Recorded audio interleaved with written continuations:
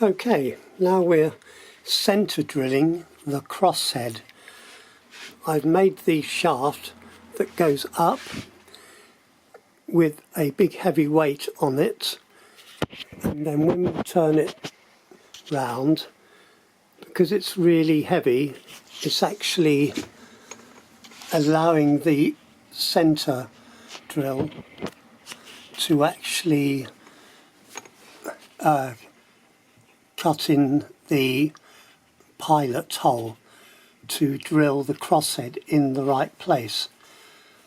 And so yes, so that's one way of it happening, because when I made all the parts separately and then tried to put them back together, they didn't quite meet up. And so this is where the fitter part comes in. So that is now centre drilling for the main drill to be put in and then tapped. Okay, cool, good. Thank you.